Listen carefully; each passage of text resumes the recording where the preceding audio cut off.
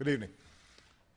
Today, the United States, together with our close allies and partners, took an important first step toward a comprehensive solution that addresses our concerns with the Islamic Republic of Iran's nuclear program. Since I took office, I've made clear my determination to prevent Iran from obtaining a nuclear weapon. As I've said many times, my strong preference is to resolve this issue peacefully, and we've extended the hand of diplomacy. Yet, for many years, Iran's been unwilling to meet its obligations to the international community. So my administration worked with Congress, the United Nations Security Council, and countries around the world to impose unprecedented sanctions on the Iranian government. These sanctions have had a substantial impact on the Iranian economy, and with the election of a new Iranian president earlier this year, an opening for diplomacy emerged. I spoke personally with President Rouhani of Iran earlier this fall. Secretary Kerry has met multiple times with Iran's foreign minister, and we have pursued intensive diplomacy, bilaterally with the Iranians and together with our P5+1 partners, the United Kingdom, France, Germany, Russia, and China, as well as the European Union. Today, that diplomacy opened up a new path toward a world that is more secure, a future in which we can verify that Iran's nuclear program is peaceful and that it cannot build a nuclear weapon. While today's announcement is just a first step, it achieves a great deal. For the first time in nearly a decade, we have halted the progress of the Iranian nuclear program, and key parts of the program will be rolled back. Iran has committed to halting certain levels of enrichment and neutralizing part of its stockpiles. Iran cannot use its next-generation centrifuges, which are used for enriching uranium. Iran cannot install or start up new centrifuges, and its production of centrifuges will be limited. Iran will halt work at its plutonium reactor, and new inspections will provide extensive access to Iran's nuclear facilities and allow the international community to verify whether Iran is keeping its commitments.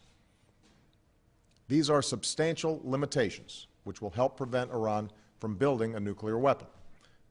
Simply put, they cut off Iran's most likely paths to a bomb. Meanwhile, this first step will create time and space over the next 6 months for more negotiations to fully address our comprehensive concerns about the Iranian program. And because of this agreement, Iran cannot use negotiations as cover to advance its program. On our side, the United States and our friends and allies have agreed to provide Iran with modest relief while continuing to apply our toughest sanctions. We will refrain from imposing new sanctions, and we will allow the Iranian government access to a portion of the revenue that they have been denied through sanctions. But the broader architecture of sanctions will remain in place, and we will continue to enforce them vigorously.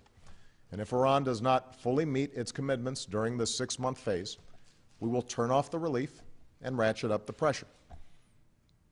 Over the next 6 months, we will work to negotiate a comprehensive solution. We approach these negotiations with a basic understanding. Iran, like any nation, should be able to access peaceful nuclear energy. But because of its record of violating its obligations, Iran must accept strict limitations on its nuclear program that make it impossible to develop a nuclear weapon.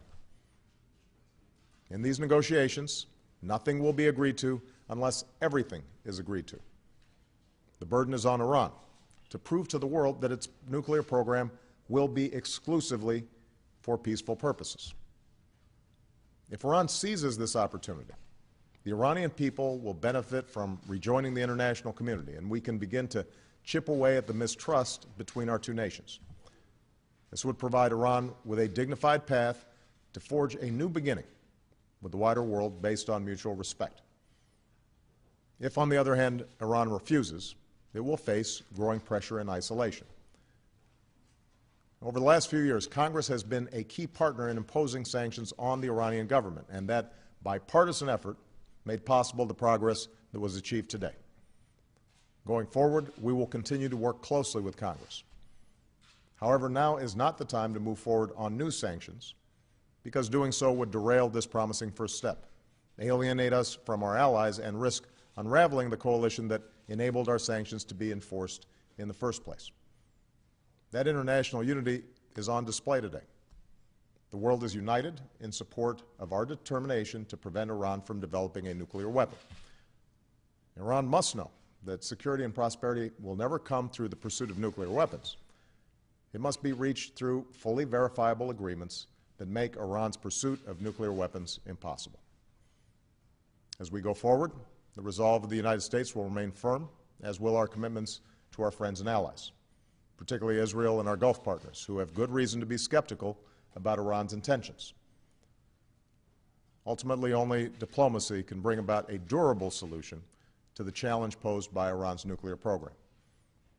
As President and Commander-in-Chief, I will do what is necessary to prevent Iran from obtaining a nuclear weapon.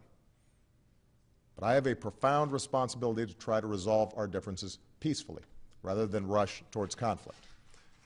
Today, we have a real opportunity to achieve a comprehensive, peaceful settlement, and I believe we must test it. The first step that we've taken today marks the most significant and tangible progress that we've made with Iran since I took office. And now we must use the months ahead to pursue a lasting and comprehensive settlement that would resolve an issue that has threatened our security and the security of our allies for decades. It won't be easy, and huge challenges remain ahead.